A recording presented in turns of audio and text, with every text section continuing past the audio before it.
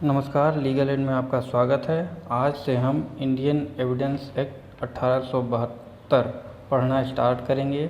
यह evidence act का introduction lecture है। इस लेक्चर में हम यह जानेंगे कि एविडेंस एक्ट में हमें पढ़ना क्या है, कब से और कहां पर यह लागू होता है और लीगल प्रोसीडिंग में इसका यूज क्या है। ठीक है, आप मुझसे सोशल मीडिया पर जुड़ सकते हैं, यहाँ पर मुझसे सवाल भी पूछ सकते हैं और अपने सुझाव भी दे सकते हैं। ठीक है, ये हमारी सोशल मीडिया लिंक्स हैं। ऑल राइट, देखिए इंडियन एविडेंस एक्ट 1872, यह 1872 का एक्ट नंबर 1 है। एक्ट नंबर 1 से हमारा तात्पर्य यह है कि 1872 में यह पहला एक्ट था जिसे गवर्नर जनरल ने एसेंट दिया था। जैसा कि अब किसी एक्ट को राष्ट्रपति की एसेंट के बाद ही लागू किया जाता है, जब तक राष्ट्रपति उस पर हस्ताक्षर नहीं कर देते तब तक वह पास नहीं होता है, उसी तरह उस समय गवर्नर जनरल की एसेंट के बिना कोई एक्ट पास नहीं होता था। तो 1872 में जो एक्ट सिग्नेचर के लिए गवर्नर जनरल के पास आया था, उसमें यह पहला एक्ट था। यदि मैं यह कहता हूँ कि आप 1872 का एक्ट नंबर 1 खोलिए, तो आप यह समझिए कि आपको मैं यह कह रहा हूँ कि आप इंडियन एविडेंस एक्ट को निकालिए और उसको पढ़ना स्टार्ट करिए। ठीक है, इस पर गवर्नर जनरल की सहमति जो है 15 मार्च 1872 को मिली थी और यह 1 सितंबर 1872 से लागू हो गया था। ये दोनों डेट बहुत ही महत्वपूर्ण हैं, इसे आपको ज़रूर नोट कर लेना है। ठीक है, इंडियन एविडेंस एक्ट को 3 पार्ट में डिवाइड किया गया है और इसमें कुल 11 चैप्टर तथा 1 से लेकर के 167 तक सेक्शन हैं। इसमें कुल सेक्शन और ज़्यादा भी हो सकते हैं, लेकिन इसका पहला सेक्शन 1 है और अंतिम सेक्शन 167 है, क्योंकि इसमें आईटी एक्ट के संशोधन के बाद कुछ सेक्शन जुड़े हैं और कुछ सेक्शन हटाए भी गए हैं। तो कुल सेक्शन अगर काउंट करेंगे तो ज़्यादा सेक्शन आएंगे, लेकिन हमें यही समझना है कि इसमें 1 से 167 तक सेक्शन हैं और परीक्षा में भी आएगा तो हमें ऐसे ही टिक लगाना है।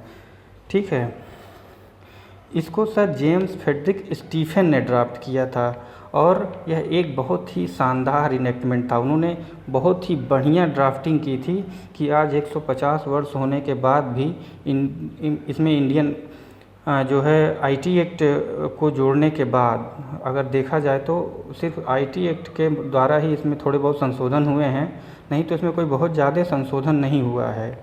ठीक है, यह इतना शानदार इनेक्टमेंट था। इस एविडेंस एक्ट में कुल 3 पार्ट हैं। पहले पार्ट में चैप्टर 1 और चैप्टर 2 हैं। ठीक है, और इसमें जो चैप्टर 1 और 2 हैं, जो पहला पार्ट है उसमें रिलेवेंसी ऑफ फैक्ट के विषय में बात की गई है, तथा पार्ट 2 जो इसका दूसरा पार्ट है उसमें चैप्टर 3 से लेकर के चैप्टर 6 तक है। इसमें साक्ष्य के विषय में नियम बताए गए हैं। और इसका जो तीसरा पार्ट है, इसमें तीसरे पार्ट में चैप्टर 7 से 11 तक है, जो यह इसका अंतिम पार्ट है, और इसमें production and effect of evidence के विषय में नियम बतलाए गए हैं। ठीक है, आगे बढ़ते हैं हम, तो ये देखते हैं साक्ष्य अधिनियम को सीएडी लॉ भी कहा जाता है। ठीक है, क्योंकि यह विधि संपूर्ण नहीं है।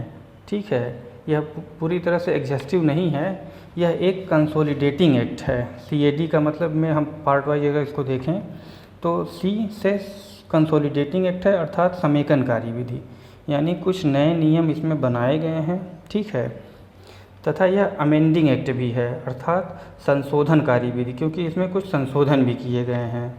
ठीक है, तथा यह डिफाइनिंग एक्ट भी है, अर्थात परिभाषणकारी। इसमें कुछ चीज़ों की परिभाषा की गई है, कुछ बिखरे नियमों को समेट कर एकत्रित किया गया है।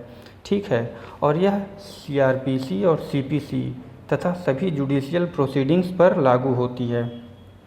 ठीक है, किंतु यह एफिडेविट्स और आर्बिट्रेशन एक्ट पर लागू नहीं होता है, या आर्बिट्रेशन प्रोसीडिंग्स पर लागू नहीं होती है।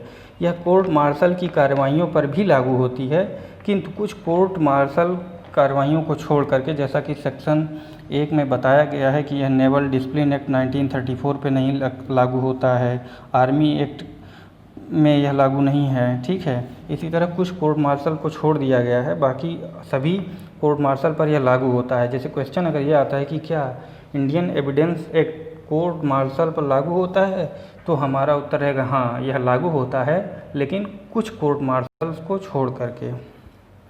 ठीक है। इस एक्ट के कुछ प्रोविज़न ऐसे हैं जो सिर्फ सिविल कार्रवाइयों पर ही लागू होते हैं तथा कुछ ऐसे हैं जो सिर्फ क्रिमिनल प्रोसीडिंग्स पर लागू होते हैं। ठीक है, इसकी चर्चा हम बाद में करेंगे कि कौन कौन से सेक्शन हैं सेक्शन पढ़ते समय।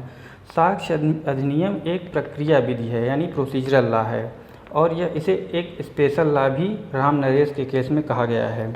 ठीक है। इलाहाबाद हाई कोर्ट ने राम जस के केस में जस्टिस हरिस्वरूप ने कहा था कि प्रक्रिया विधि को एडजेक्टिव लॉ भी कहा जाता है। ठीक है। साक्ष्य अधिनियम लेक्स फोरी है। ठीक है, यानी लॉ ऑफ द प्लेस या फोरम। इसका अर्थ है कि जहाँ पर किसी वाद की कार्यवाही चल रही है, वहाँ पर किसी वाद की कार्यवाही जहाँ पर चलती है, ठीक है, वहाँ पर वहीं की विधि लागू होती है। ठीक, इसे बेंजामिन प्रिंसिपल भी कहा जाता है। जैसे जहाँ पर कोई घटना घटित हुआ और कार्यवाही वहीं पे चल रही है, तो वहाँ पर वहीं की साक्ष्य विधि लागू होगी, या ऐसा नहीं है कि कहीं की भी साक्ष्य विधि वहाँ पे लागू कर दी जाएगी। इसी सिद्धांत को बेंजामिन प्रिंसिपल भी कहा जाता है। एक केस की इस पर हम चर्चा करेंगे।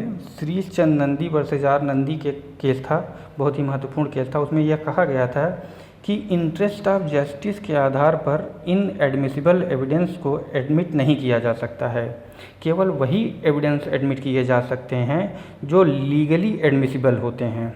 जैसे कि किसी का प्रीवियस क्रिमिनल रिकॉर्ड रहा हो, तो उस बात को कहते हुए हम एविडेंस देते हुए हम आज किसी व्यक्ति पे यह इल्ज़ाम नहीं लगा सकते हैं कि अभी भी इसने वही कार्य किया होगा, या कोई ऐसी महिला है जो सेक्सुअल मतलब ऐसे उसमें लागू जो है कार्य कर रही है, तो उसके सेक्सुअल हिस्ट्री को हम दिखा करके ये नहीं कह सकते कि नहीं इसका चरित्र ही ऐसा है और हम उसका एविडेंस दे करके अपने आप को निर्दोष साबित करने की कोशिश करें। ये सब इनएडमिसिबल एविडेंस हैं।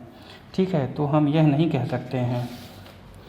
आशा करता हूँ आपको यह लेक्चर अच्छा लगा होगा। ठीक है, थैंक यू।